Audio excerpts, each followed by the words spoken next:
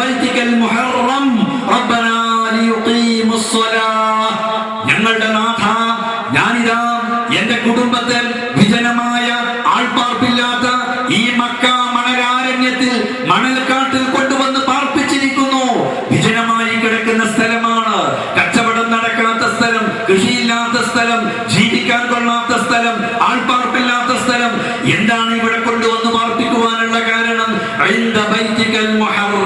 നിന്റെ വിശുദ്ധമായ ഈ ഭവനത്തിന്റെ, മന്ദിരത്തിന്റെ, പള്ളിയുടെ അടുക്കലാണ് ഞാൻ അവരെ കൊണ്ടുവന്ന് പാർപ്പിക്കുന്നത്.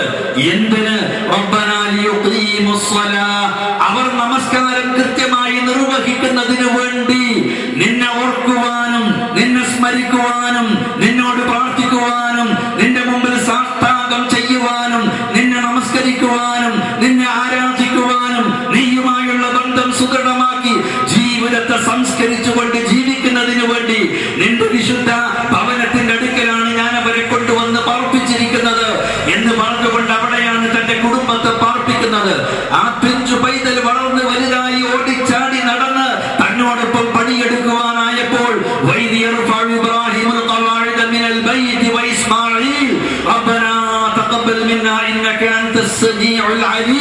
എന്ന് പറഞ്ഞുകൊണ്ട് അവസാനിപ്പിക്കുന്ന ആ വാക്യം, ഇരുവരും കൂടി കഅബയുടെ നിർമ്മാണം അത് പടുത്തുയർത്തിക്കൊണ്ട് അത് പൂർത്തിയാക്കി, പണി പൂർത്തിയായി കഴിയുമ്പോൾ അല്ലാഹുവിനോട് പ്രാർത്ഥിക്കുന്നത്, നാഥ, ഞങ്ങൾ ചെയ്ത ഈ കർമ്മം നീ സ്വീകരിക്കണമേ എന്നാണ്.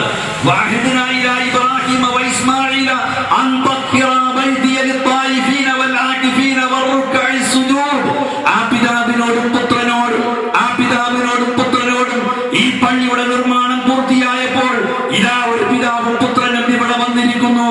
ആ പുത്രന്റെ മാതാവും മൂവരും ആ കുടുംബം ഇവിടെ വന്ന് ഇതിൽ കയറി നമസ്കരിച്ചുകൊണ്ട് ഞങ്ങൾ ചെയ്ത സൽക്കർമ്മം സൃഷ്ടാവായ നാഥ നീ സ്വീകരിക്കണമേ എന്ന് പ്രാർത്ഥിക്കുന്നതിനും അത് വന്ന് കണ്ട് സന്തോഷിക്കുന്നതിനും അവർ ഇവിടെ വന്നെത്തിയിരിക്കുന്നു. മഹാനായ ഇബ്രാഹിം അലൈഹിസ്സലാത്തു വസ്സലാം തന്റെ പ്രിയ പുത്രൻ ഇസ്മാഈലിനെ കൂട്ടി അതിന്റെ നിർമ്മാണം പൂർത്തിയാകുമ്പോൾ ഈ ചെയ്ത കർമ്മം സ്വീകരിക്കണമേ എന്ന് അല്ലാഹുവിന്റെ മുമ്പിലേക്ക് കൈ നീട്ടിക്കൊണ്ട് പ്രാർത്ഥിക്കുന്ന രംഗം വിശുദ്ധ ഖുർആൻ നമുക്ക് മനസ്സിലാക്കി തരുന്നു. വഅദ്ദിൻ ഫിന്നാസി ബിൽ ഹജ്ജ് യഅതൂക റിജാലൻ വഅലാ കുല്ലി ളാമിരിൻ യഅതീന മിൻ കുല്ലി ഫജ്ജിൻ അമീഖ്. അത് കേവലം നമസ്കരിക്കുവാൻ മാത്രമുള്ള ഭവനമല്ല. അതുകൊണ്ടാണ് ഈ ഭവനം നിർമ്മിക്കുക മാത്രമല്ല, അത് പരിപാലിക്കുകയും വൃത്തിയാക്കുകയും ശുദ്ധിയാക്കുകയും ചെയ്യണം.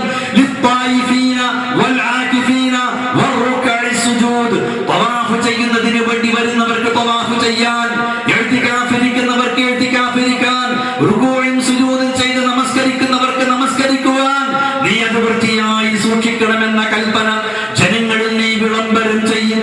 ഹജ്ജ് നിർവഹിക്കുന്നതിന് വേണ്ടി കടന്നു വരാൻ കാൽനടക്കാരായി കൊണ്ടവർ നടന്നു വരട്ടെ.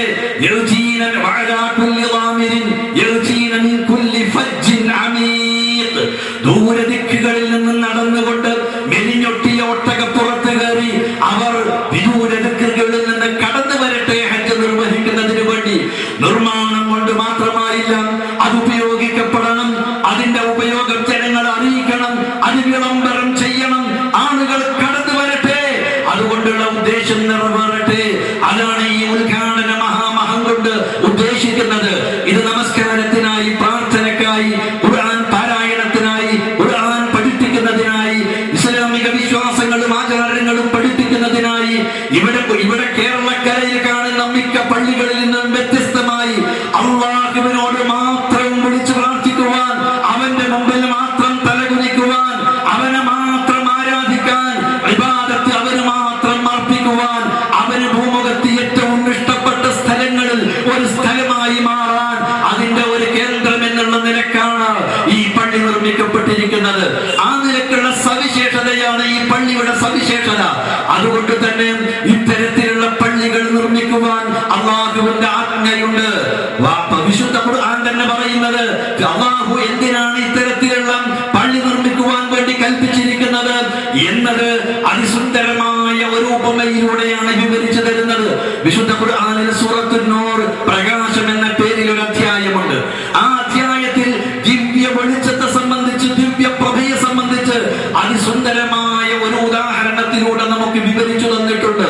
അല്ലാഹു നൂറുസ് സമാവാതി മസലു നൂരിഹി കമിഷ്കാത്ത് അൽമിഷ്കാത്തു ഫീഹാ മിസ്ബാഹ് المصباح في زجاجة الزجاجة كأنها كوكب دري يوقد من شجرة مباركة زيتونة لا شرقية ولا غربية يكاد زيتها يضيء ولو لم تمسسه نار نور على نور يهدي الله لنوره من يشاء വിശുദ്ധ ഖുർആൻ പറയുന്നു അല്ലാഹുവാണ് ഈ പ്രപഞ്ചത്തെ പ്രദീപ്തമാക്കുന്നത്. ആ ദിവ്യ വെളിച്ചമാണ് ഈ പ്രപഞ്ചത്തിൽ ആസകലമുള്ളത്. പ്രപഞ്ചത്തിൽ ആകമാനം പ്രദീപ്തമാക്കുന്ന ദിവ്യപ്രഭ ഏതുപോലെയാണ് ആ ദിവ്യ വെളിച്ചം? മസലനൂരിഹി കമിഷ്കാത്ത്, അവന്റെ വെളിച്ചത്തിന്റെ ഉപമ ഒരു വിളക്കുമാടം പോലെ, ഒരു ലൈറ്റ് ഹൗസ് പോലെയാണ്. രാത്രികാലങ്ങളിൽ മനുഷ്യന് വെളിച്ചം പകർന്നു കൊടുക്കുന്ന, വഴിയറിയാത്തവന് വഴി കാണിച്ചു കൊടുക്കുന്ന, കപ്പലുകൾക്ക് ദിക്കുകൾ കാണിച്ചു കൊടുക്കുന്ന ലൈറ്റ് ഹൗസുകളെ പോലെ, ഒരു വിളക്കുമാടം പോലെ.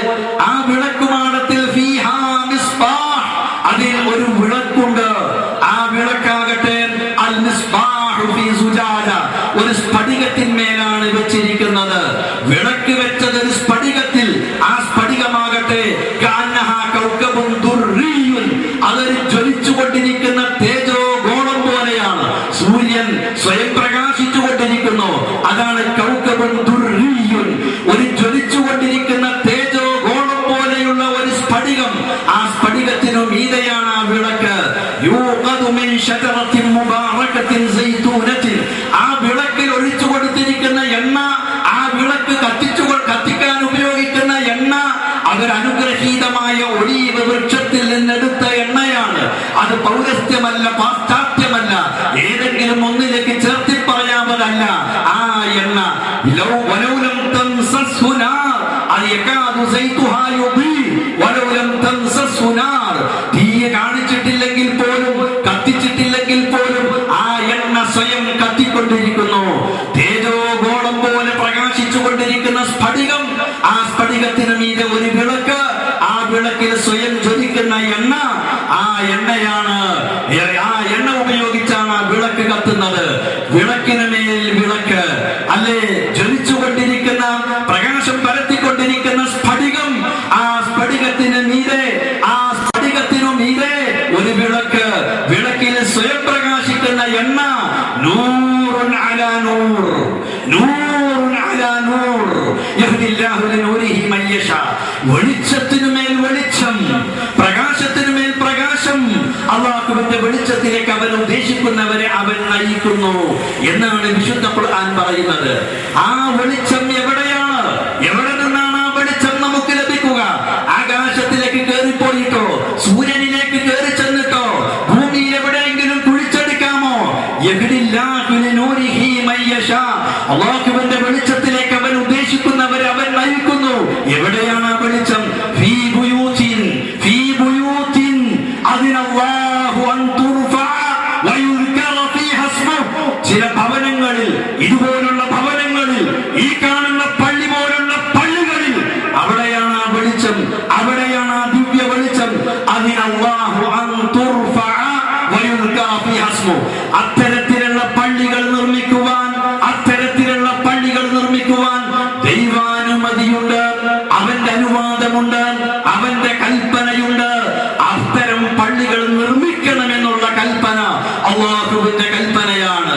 അൻ തുർഫഅ, നിർമ്മിക്കുക മാത്രമല്ല, പടുത്തുണ്ടാക്കുക മാത്രമല്ല, വയുദ്കറ ഫീഹാ ഇസ്മുഹു, നമ്മൾ ഇതിന്റെ തുടക്കം കുറിച്ചത് ആ പള്ളിയിൽ കയറി അല്ലാഹുവിനെ സ്മരിച്ചുകൊണ്ടാണ്, അവനെ ഓർത്തുകൊണ്ടാണ്, ദിവ്യസ്മരണയിലൂടെയാണ് അതിന് തുടക്കം കുറിച്ചിട്ടുള്ളത്.